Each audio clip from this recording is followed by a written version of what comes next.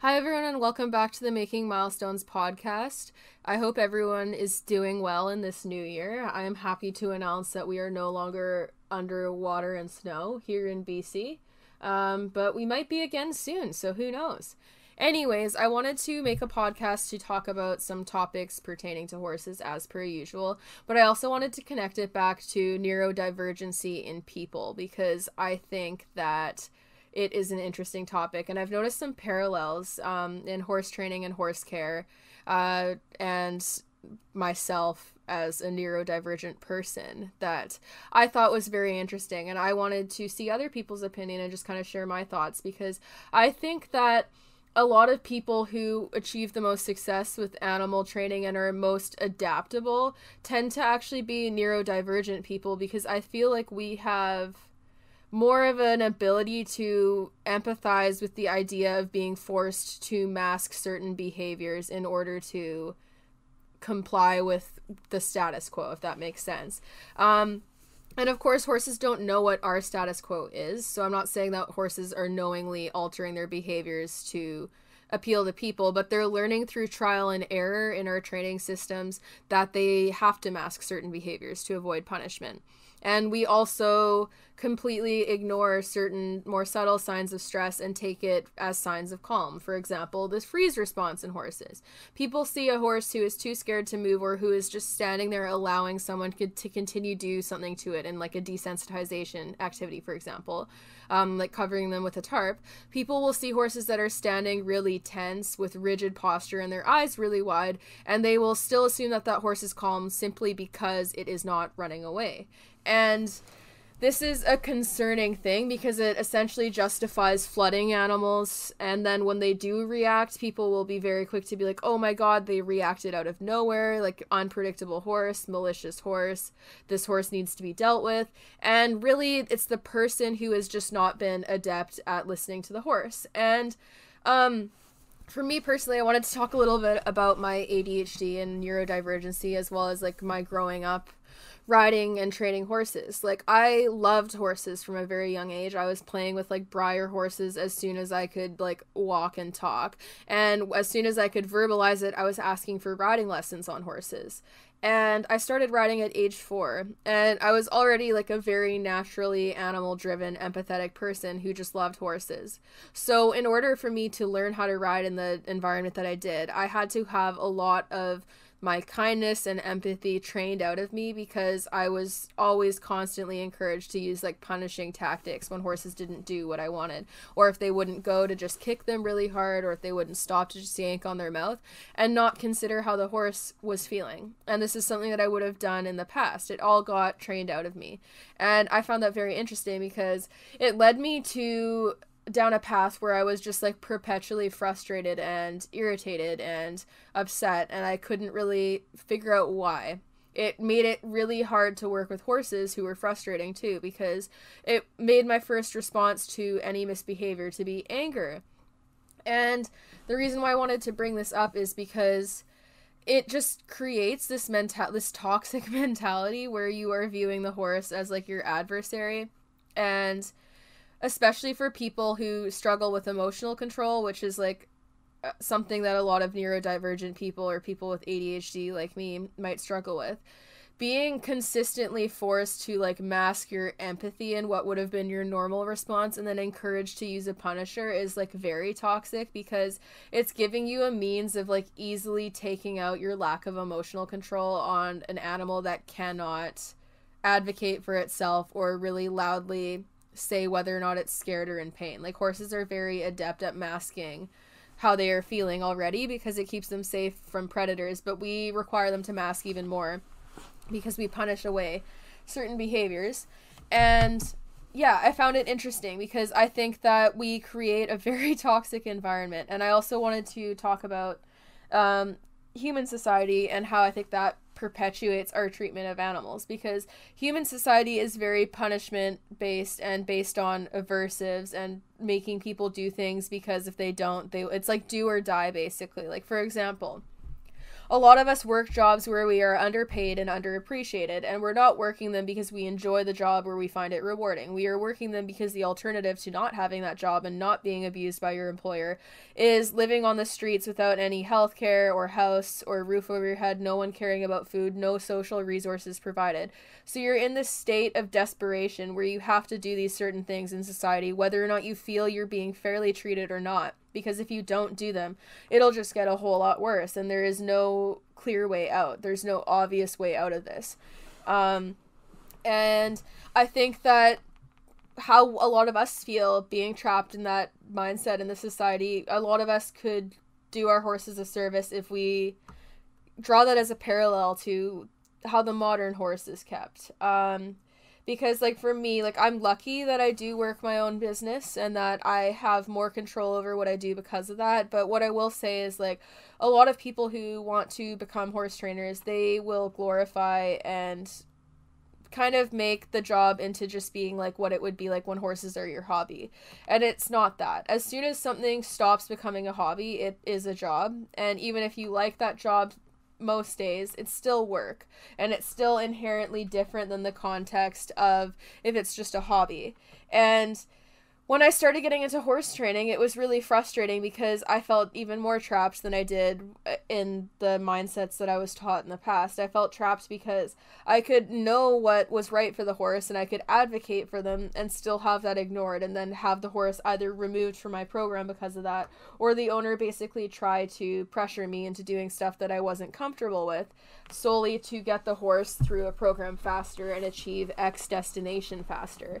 And it made it so toxic and hard to deal with that, like, honestly, I experienced a lot of behavioral problems having to deal with this. And I would also say, like, even just the general way I was taught to handle horses, it created behavioral problems and frustration and conflict behaviors that would arise, and I wouldn't necessarily attribute to what caused it, but they would be there because of it. And this is something that I notice in working with horses, and I see it all the time in people when I see them, like, laying into and abusing horses.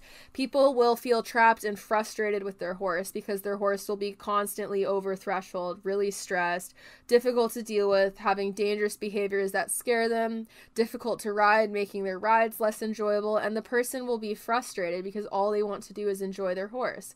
But on the flip side, what these people fail to recognize is that, one, their horse is living in, like, very less than ideal circumstances. Like, for example, we have horses who are stalled 24/7, and when they do come out of their stall, they're going to be wearing a chain over their nose or a lip chain or some type of aversive pressure to stop them if they try to let go of any of the excess energy that they have been building from being stalled.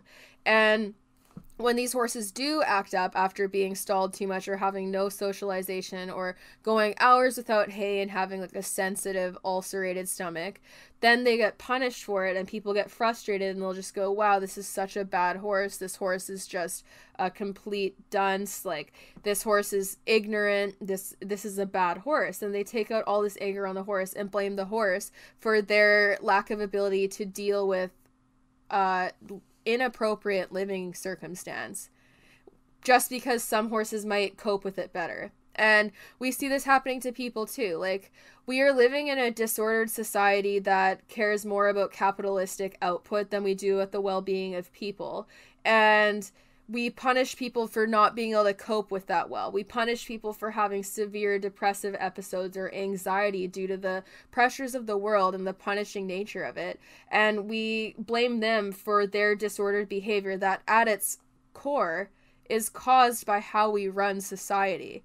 And we do the same to our horses because we get mad at horses for disordered behaviors that are the result of our improper management. And we blame the horse for their lack of ability to handle poor management. And then the horse is just perpetually frustrated, overstimulated, not having its needs met, but then being punished for its attempts to communicate this or its attempts to rectify the inner turmoil that it's experiencing. And It's so counterproductive because basically we're creating this entire horse industry that rewards horses who cope a little bit better with mistreatment and don't complain as much, but punishes all of the ones that are trying to expose to us the problems within our industry and the problems within our care. We punish them for not being as able to cope with that. And like, I know people are probably going to listen to this and be like, you're fucking crazy for comparing this to capitalism and how people live in, like, the human environment. But it's not at all that far off. And even just looking at, like, the instance of mental health issues in human society, like, if you look at that purely from, like, the statistical evidence showing the prevalence of these disordered behavior issues and, like, the percentage of the population affected by it, it makes it abundantly clear that the way we are living is not healthy, that it's not conducive to happiness, that it's not good for long-term health, that there's a lot of problems with it, and people experience behavioral deficits because of it. But our entire society is so based on ignoring that and encouraging people to mask behaviors and trying to punish behaviors rather than dealing with the actual cause of them that we never question it. Like, even the entire idea of, like, our prison system and how we look to hold people accountable, all it looks to do is punish what they did wrong and not teach them what was wrong, why it was wrong, and what to do instead. And I know that this is coming off the horse topic a little bit, but this is why I'm very, like, anti-prison system, because I don't think that prisons should exist if we aren't putting out people, like, if we're not releasing people who are better than who they came in as. Like, prisons should be a rehabilitative facility that work to undo problems and behavioral disorders that people developed that cause them to act out and do behaviors that are inherently wrong. The entire premise of, like, a prison system should not be to punish the person, it should be to rehab them, because a lot of people will commit crimes when they are desperate and behaving erratically due to external issues.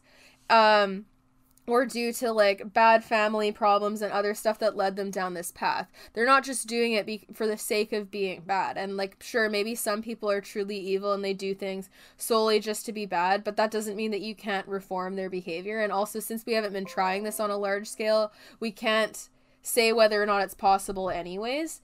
And yeah, like, it's just, it's so flawed because, like, we know punishment isn't really good at affecting behavioral change. And, like, go look at, like, the reoffense rate for US prisoners, and you cannot tell me that they are not running this system to their advantage just to get free labor and keep people in prison. Because, like, why do you want people reoffending and returning to prison more often than they actually stay out? That shows that your prison system literally does not do its intended purpose, which should be rectifying behavior. Otherwise, if the intent is not to fix behavior, then it's like, why are we even letting people out of prison then? Because all you're doing is making their lives worse, making them more of a social pariah, making it harder to get jobs, and then turning them loose back into the very world that caused them to have behavioral disorders without providing them any fucking help. And we also encourage people to look down on people who've had, like, legal problems or disordered behaviors or have done things wrong because of issues in their life. We encourage looking down on them. And we see this with a lot of, like, mental health stigma too, which is getting better over time, but I still see it the most with, like, how people view addiction, for example. People view the addiction as a choice. Like, it's very common for people to perceive that as a choice. They will go like, oh, well, just don't use drugs. But, like, what they fail to recognize is as soon as something becomes an addiction, that is the absence of it being a choice, which is why it is classified as a mental health issue in the DSM-5, because it is the absence of choosing. Addiction is where you stop making good, healthy decisions and start deferring to instant gratification that whatever your addiction is provides for you, despite the fact that it causes your life further issue and that it's not healthy, or that it causes you to put other necessary things on hold to defer to that addiction. It's not a choice, and it's something that stems from an inner trauma, a desire to cover up and mask and not feel certain behaviors that could be getting addressed through rehab and mental health help and support, or fixing societal problems like homelessness and helping people who have disabilities and other things that make their life inherently harder. But no, We don't do that. The way we've set up the world is basically like anyone who suffers from like any type of mental illness, any type of disability, anything that makes them even the slightest bit different from the societal norm, they have to work that much harder in an attempt to keep up. Otherwise, they'll fall through the cracks and no one really cares. There's not really a lot of help for them. And obviously, for those of you who are listening to this podcast from a different area, like if you're in a more progressive socialist country in Europe that is already like doing a lot of these things that I speak of, like I think Finland's one of the ones that has like a really amazing prison system that has shown to do a lot more rehabilitative work than what we see here in North America. If you're from some place like that, a lot of what I'm saying might not be hitting, but in North America, specifically Canada and the US, I just see these problems on such a frequent basis. And then I also think that the problems that like our society encourages and creates, they cause people to be cruel to their animals and to engage in unfair training methods and justify them because it's so normalized and in front of them. And the other issue with animals is that it provides these disordered people, these frustrated people who are looking for an outlet, whether it's healthy or not. It provides them with a very easy means of establishing control in their life where they might feel they lack it. So for example, someone who feels they have no control over their job, their living situation, and general societal perception of them and doesn't like this may try to establish control by controlling their horse's life and micromanaging the life of that horse. And this can look like stalling the horse 24/7, not wanting the horse to go with other horses in fear of the horse getting a mark on it, wanting the horse to be constantly in like a certain living situation out of fear for lack of control, punishing the horse for anything that they stray from what you want them to do, and being over punishing because you are that rigid and strict with what you want to see from your horse. And the problem with people that do this a lot is that it's first of all reinforcing because it allows you to take out your frustration. So you do it more. And I will readily admit, I have seen this phenomenon in myself. It was taught to me by other professionals, numerous professionals at that. And honestly, even nowadays, like 20 years later after I started riding, it is still pretty hard to go and find a trainer that is not going to encourage me to do these types of things. And in finding a trainer, what I have to understand now is that a lot of trainers that I work with are not going to completely see eye to eye with me, and they're probably going to encourage me to do some very things that I used to do and used to be encouraged to do in my earlier years. And I have to accept that and kind of develop a rapport with trainers so that they understand where I'm coming from and alter their practices to suit me more. And I have to make those demands, but that it's unrealistic to find a local trainer that completely abides by my beliefs, because it's that abnormal in the horse world and it's that compelling for people to take out their frustrations on their horse.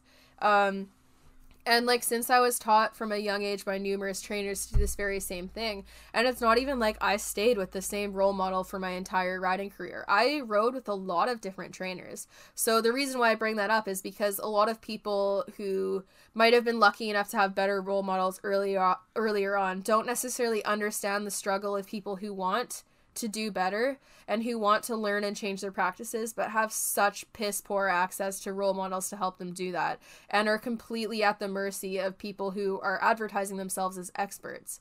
And this is why it's hard, because these people have bad role models that are encouraging them to do bad things, but it's hard to find better ones. And sure, I could have altered my riding practices earlier and done better by my horses sooner if I had those role models, but they're hard to find. And like, even when I switched trainers, we would have people who would have all these credentials at shows, like what they've won and like their training license and all these things that are encouraged here, and they're really meaningless in the grand scheme of things because they don't really require any type of real expertise or knowledge on horse behavior and how they think and how certain training methods affect them. A lot of what we do doesn't require any knowledge of that, and the certifications here are kind of a load of shit. Like, I'm speaking for Canada where I live, because a lot of them are just testing your ability to teach people concepts specifically pertaining to, like, this is how you pilot a horse around an arena. It's not about this is how the horse feels about this type of method versus this type of method, and this is why this one's more ethical. They don't do that. And there's very, very few certification boards that allow you to do that. IAABC is the only one I can think of that actually emphasizes how the animal as the learner experiences what the trainer is doing. And that's why I chose to get my certification through them, because I respect that more. Like, there is no more important opinion in animal training than the opinion of the animal, because people are inherently corrupt and biased, and they're going to want to do stuff that serves them better and try to justify it using, like, oh, it doesn't harm the animal, whether it does or not, because it serves them. There's a motivation for them to do these things because it is advantageous to them as the person. And that motivation makes it really hard to, like, check your biases and let go of things, because the less you know, the more you think you know. And I definitely experienced that, because as I started my learning journey, I started to realize how little I knew and how many misconceptions I had been taught. And it was eye-opening. And as soon as that started to happen, it became a lot more comfortable to undo old biases and admit to my wrongdoings, which was really, really hard for me to do in the past, because I viewed any admittance of not knowing something as, like, a weakness, and viewed it as me not being a good enough horse person, and I didn't want to admit to that. And my role models were very much the same. So I didn't really have anyone to discourage me from being this way, and it was just consistently repeated in front of me where I could learn and see how people behaved and reacted. Like, I was around trainers who did not know very much but thought that they knew a lot, and have very limited behavioral knowledge, and therefore a very inflated ability of ignoring how the horse is communicating with them. And they pass that on to me. And so, like, undoing that repeated reinforcement of, like, getting some level of, like, enjoyment or frustration relief out of punishing your horse or using harsher training methods and showing the horse who's boss. Undoing that was, like, it takes time. Like, I'm gonna be honest, like, that, like, if you're taught as your first way of handling any misbehavior to punish, it becomes like an on-the-fly response. Like, for example, my trainers in the beginning told me any horse that bites needs to be smacked in the nose. It's unacceptable. Even young horses, they need to learn how not to do this, and this is how they learn. I was never offered an alternative means of doing this, or told why they were communicating that way, or what it means, or that not all biting is aggression, or anything. I was just told that. So as a 4-year-old onwards, this is how I handled nipping horses.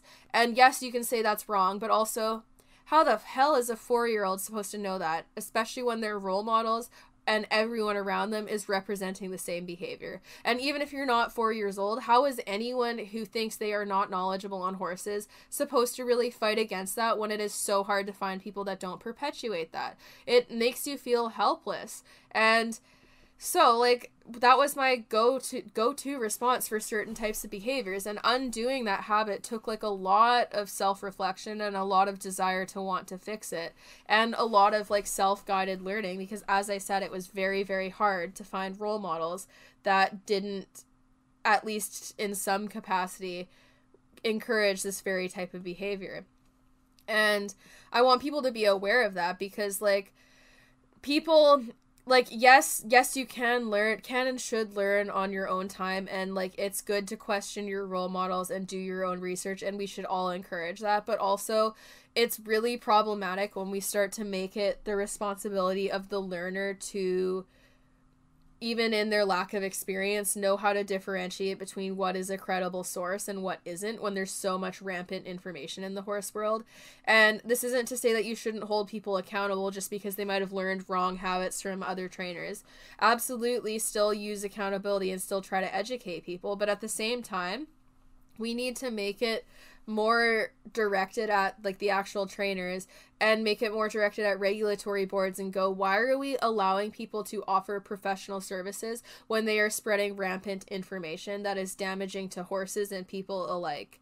Because when it's this rampant, it is very hard for people to find the right type of role model. Like, it is so ingrained in our society that it is disheartening and hard for people to find the right type of role model. And for people who are super empathetic and who do have the backbone to say no, and to not, and to just really stick to that this is wrong, despite the fact that many people that are super prominent in the horse world and perceived as experts will say the exact opposite. A lot of these types of people just choose not to ride because it's too disheartening to try to find a place that supports their views. And so those types of people will then typically take on the tone of thinking all types of riding and horse care is abusive. And that's not that unfair, because it's what their introduction to the horse world was, is seeing that as like the go-to thing and having a hard time finding another means of doing something.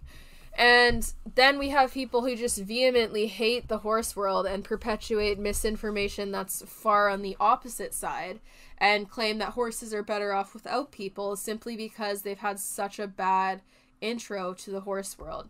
And it's kind of like this self-fulfilling prophecy of like creating our own problems and then being mad about the existence of the problems. Like, for example, now that horse people are becoming more adept at reading subtle behavioral signs and noticing subtle signs of stress, we have the really opposite crowd that very much still abides by dominance theory, being like, oh, everything is abuse now.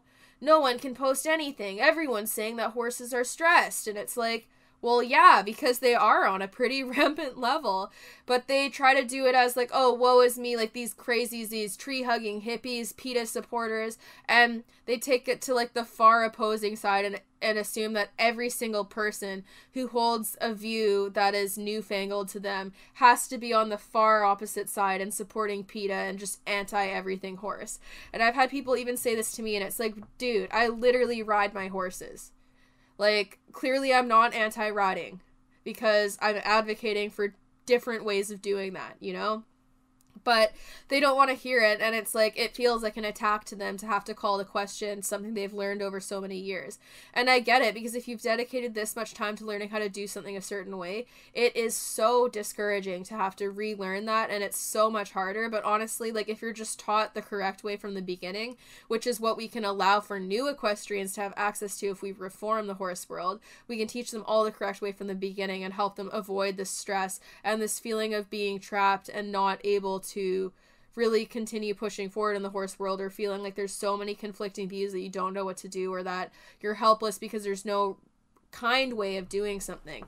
There's too much back and forth. There's too much conflicting information. If we start to normalize critical thinking and encourage factual information being passed around and accepted, then this opens the door for people who are new to horses to come in and learn things correctly the first time, which then will allow us to avoid all of that stress and all that trapped feeling we experience. Because it's really, really hard not to react with anger or frustration if you're constantly dealing with disordered horses and people who react dangerously or are mean, and you don't know why they're behaving this way, you don't know what's causing it, and you don't know where to start in addressing it other than punishing the behavior itself.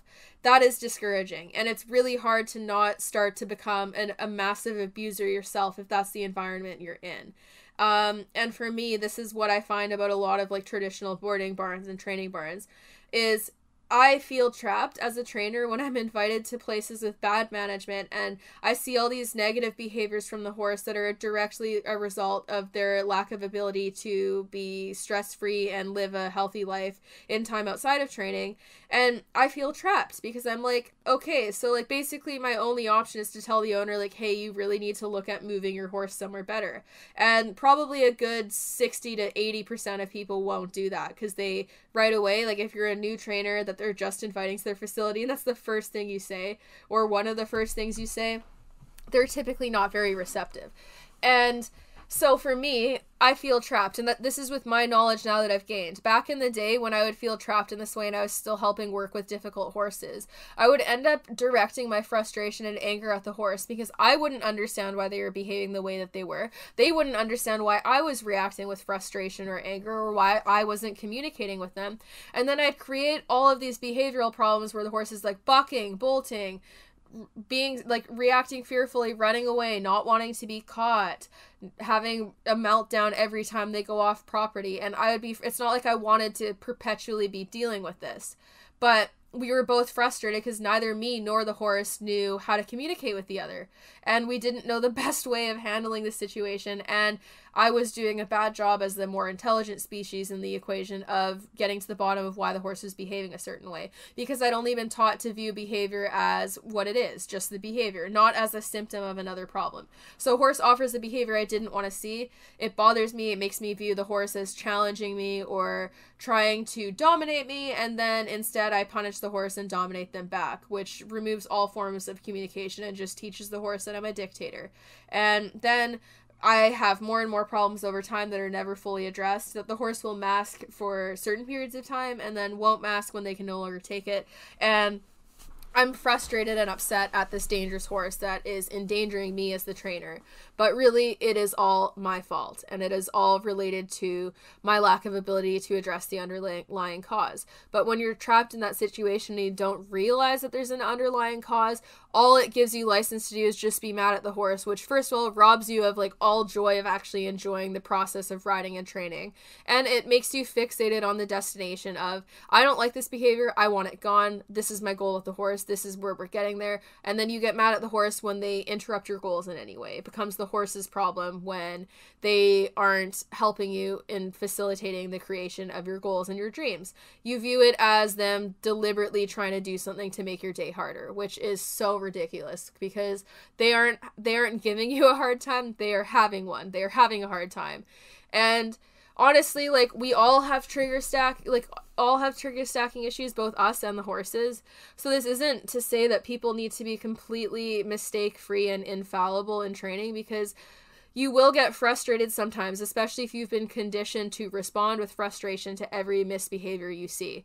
It's going to be hard to let go of that frustration immediately all the time. But as soon as you start doing that and start finding a better means of coping with that frustration and addressing the behavior, you'll find you're happier, you're less stressed, you're less worked up, you're less angry, and you'll enjoy training more because it's no longer being viewed as a battle if the horse doesn't do what you want it to do.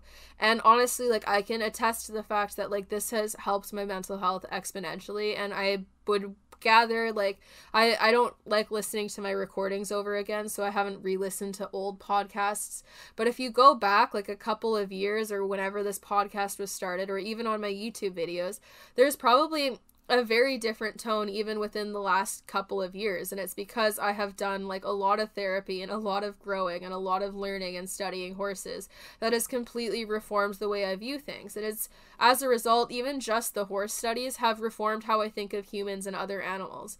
And even if I can understand that there's an underlying motivation for the behavior of like another person who might frustrate me, sometimes it's hard to not react with frustration, and it's something that I still have to continually work on even still, because again, I spent like a good decade plus of my riding career being taught to take out my frustration on horses.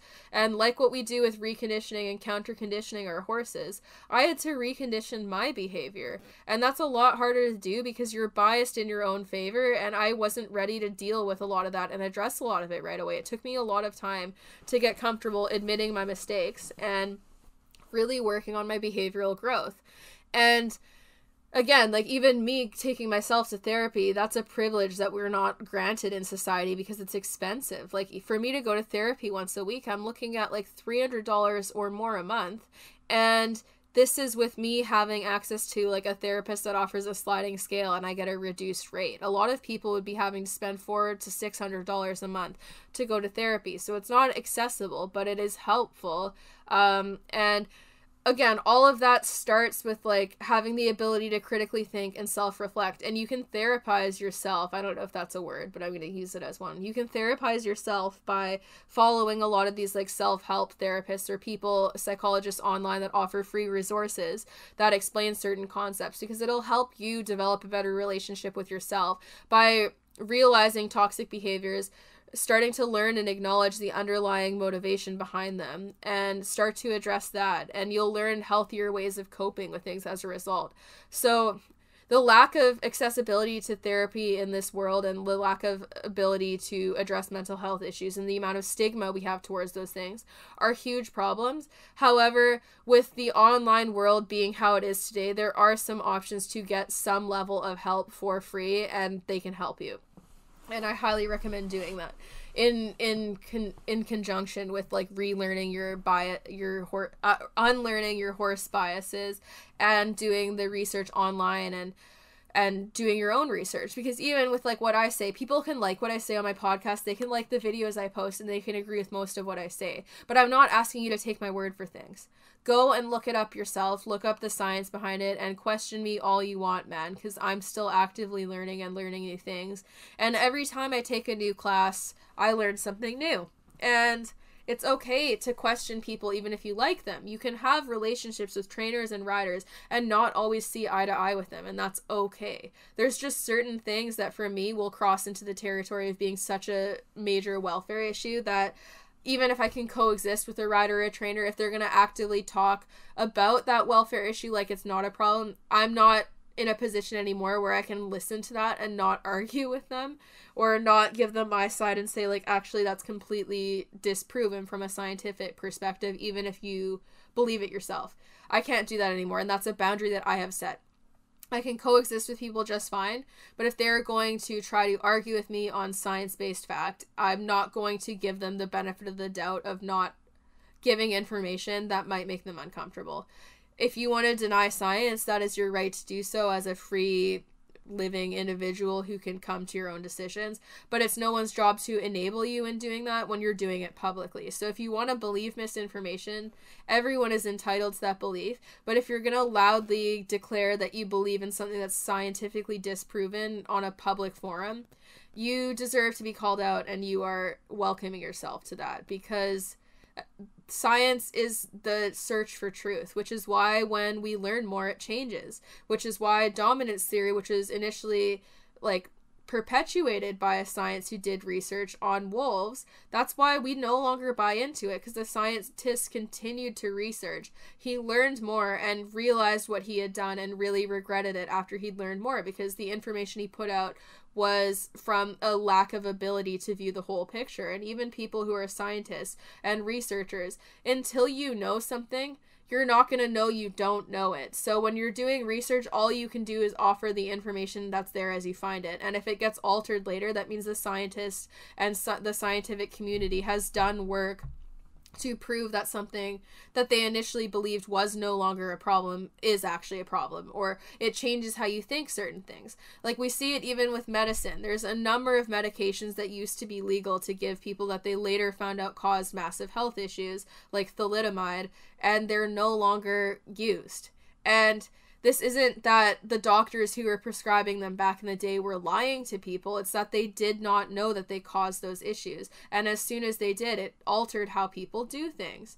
And this is what we need to remember when we are like referencing science, is that if it changes, it doesn't mean that the science is not credible. In fact, it means it's more credible because someone is going back on initial claims after discovering more information and realizing it's wrong. And this is why it's good to critically think and to have questions and to not blindly believe everything you read and to be open to things changing. But if all of the scientific information that we have on something is pointing in a certain direction, or at least the vast majority of it, then that's the direction that we should reasonably be heading in and believing, because science has no bias, whereas trainers have bias. Individual people have bias. Science is the journey to achieve information and find it and learn about it without bias, which is why they have all these hoops you have to jump through before you can get a peer-reviewed study published. It allows for people to provide information that is a lot harder to misrepresent than what you can do from like the traditional like opinion-based expert like a horse trainer and someone that is solely sharing their opinion. And even if they use science-based aspects, they can still sway from what science is telling us if they don't personally believe it, or if it's easier to not believe it. So this is what I want to encourage people, and this applies to more than just horse training. Like, it's something you can even use when thinking about COVID and referencing the vaccines. If all of the information that we have done and have had done on large enough sample sizes and had the same results repeatedly or similar results repeatedly, if all of the information or the vast majority of it that we have points in a certain direction in the scientific school of thought, that's the direction that you should most heavily believe in until there's merit on your opposing side to believe it. Otherwise, like what people do is they'll look for confirmation bias, which is a logical fallacy where people will specifically only look for what supports the view they already believe, and they will ignore all of the overwhelming information that is on the opposing side. And you see this with people who don't want to believe that horses need turnout. You'll see people be like, oh, well, my horse is stalled 24/7 and has been his whole life, and he hasn't colicked, so it must not increase the risk of colic. Or you'll see it with people who are anti-vax or believe COVID is a conspiracy. They'll find like one video where someone puts on a lab coat and claims to be a doctor, or maybe they are a doctor in the case, but it'll be one doctor saying what they want to hear, and then they'll take that and run with it when there's like a whole surplus of studies on the opposing side showing why that person might be ignorant and wrong. Because like the other thing to consider is that like people have underlying motivations for presenting certain information, and that's why I like peer-reviewed studies and people like that, because even if people are following science, you have to consider the possibility of personal biases. And even if someone's a doctor or in the medical sector, there could be a reason why they have a personal bias against the common school of thought science-wise, and until there's enough proof on their side to prove that their personal bias actually has scientific merit, it's not something you should take and run with. Because in theory, someone could offer a doctor or a scientist a lot of money to publicly push a certain point of view, and the person offering them the incentive to do so probably has an underlying financial incentive or some other reason to push that, but they're trying to perpetuate it as being like factual information because that's what benefits them. But even someone who is educated could have underlying motives to go against the grain of education, is all I'm saying. So this is why critical thinking is important. It's also important to like actually look into how hard it is to publish a peer-reviewed study and do all these things that account for a lot of the scientific information we have, because it is so much harder than just Googling something you want to see and then sharing it and being like, see, I was right. Peer-reviewed studies are no joke. It's not easy to do, and we do a lot of the people who put all that work in to get that information for us and make it fairly accessible, we do them such a disservice by believing that we as like individuals can even do a fraction of what they do in terms of research and actually have it hold up even remotely closely. And yeah, so it's just one of those things where it's like, it can be really hard to acknowledge where you might be mistaken or what you don't know, and it can make you feel like you're not smart enough or you're not good enough. But all of those feelings are your responsibility as a person. And sorry, I just hiccuped or burped. But they're all your responsibility as a person. And it's no one's responsibility to like help you grapple with the conflicting emotions you might feel when you're presented with information that questions your beliefs. It's no one's responsibility to help you with that but yours, and how you deal with it and react to it is 100% on you. And I completely understand how hard it can be to undo old biases and admit that things that you've done to your horse in the past weren't the nicest, or that there's a better way of doing things. It's really hard to do because it makes you feel like you're not a good enough horse person, or that you've wronged your horse, and that sucks. But what would be even worse than that is continuing down the same path that you've always done and continuing to cause more harm out of sheer stubbornness. And this is what I want people to consider, is that it's better to question your biases and try to learn as you grow and to be open to being wrong and to deal with that, than it is to stubbornly stick with what you think you know and believe despite the overwhelming evidence on the other side. And yeah, so I don't know how to word this. I would totally get the struggle of having to admit to your wrongs and how hard that can be.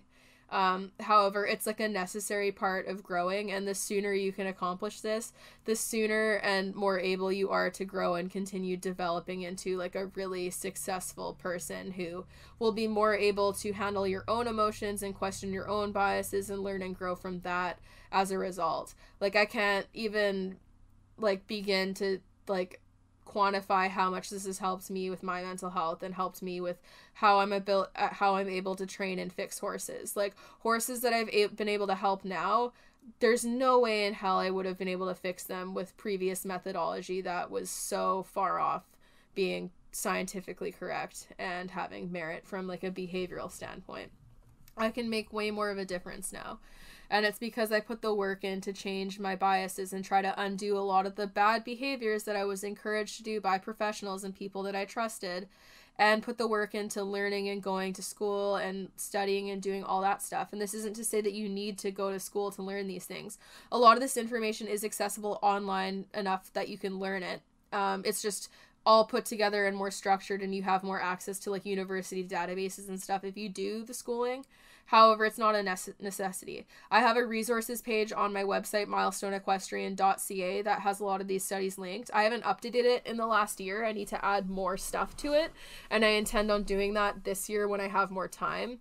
But that's a really good start if you're looking for how you can start looking up studies, what search engines to use, what sources are credible, how to define a credible source, and just where to start with finding this information. Because I think that finding more information and just learning more about things so that you can understand them better makes it a whole lot easier to accept and to have like sit with you.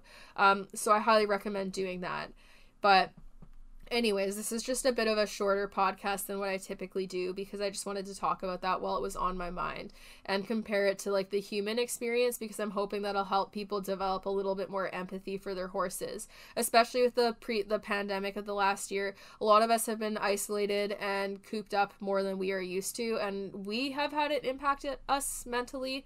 So I would encourage people to apply that feeling of like having to force yourself to mask behaviors or being trapped and like that frustration of not having control, to apply that to your horse and really consider how they feel, because a lot of horses lack so much autonomy that their lives don't get to have a lot of happiness. And since animals live completely in the moment, like they're so in the present, which is so great in some ways, but it's bad in the sense that if their present is overwhelmingly stressful or unfulfilling, then that's just their entire life.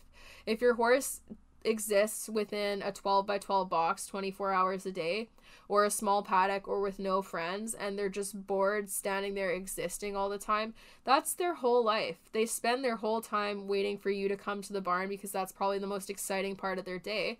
And yeah, they probably do get excited to see you in these cases because otherwise they do not leave their stall. And like, that's great that it makes people feel good. And it's not to say that horses can only be excited to see you if they are unfulfilled, but I want people to consider like how many hours a day their horse is spending just existing in a less than ideal environment. Like ever since I started living on the same property as my horses, I've noticed how much stuff they actually do together. Everything from like napping to eating to playing to just spending time with each other. Like they are very, very good friends. They develop very strong, complex bonds with each other, and not being able to do that is such a deficit to their welfare. And I want people to consider, like, think about your day, the 24 hours of your day, your daily time budget, how much time you spend working, how much time you spend sleeping, eating, hanging out with friends, doing stuff that makes you feel fulfilled, and so on. And then consider your horse's daily time budget and really think about yourself being in their actual living situation and what you would do with your time. And obviously, as a human, you need more stimulation mentally than a horse might, but just think about your horse's living situation and whether or not it seems boring to spend that many hours in with no change. The same thing day after day, because there's always things you can do to benefit their situation, even if it's as small as just adding toys and treat balls and stuff for enrichment.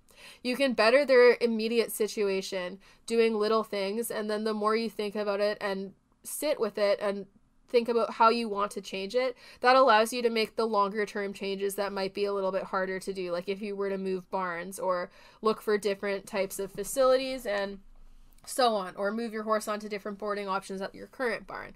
But really consider what your horse's daily time budget looks like, because what we do for modern horse care, it has been proven in a lot of different studies on a lot of different levels to be less than ideal, much like the human experience with how we are forced to live in this capitalistic world. And like, we need to change the human experience and be more sensitive to mental health and mental trauma, because mental health is like also the same. It's just health, you know, like physical health is health, mental health is health. If your heart started malfunctioning, people would take it seriously.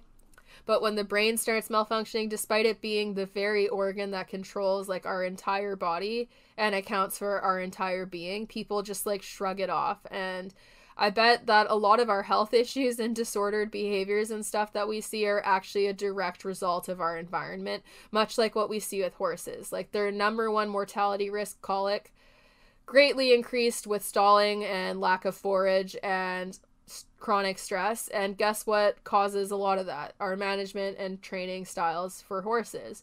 So if we adapt that, we can make their lives better and we can make our lives better. And it's just something to think about when we're reforming this world for the better. Because for me personally, like, I don't want to see young kids growing up having to deal with the same stuff I did and having to feel not heard or having to do stuff to horses that they weren't comfortable with, but being so encouraged to do it by everyone that they get indoctrinated. I don't want to see kids doing that.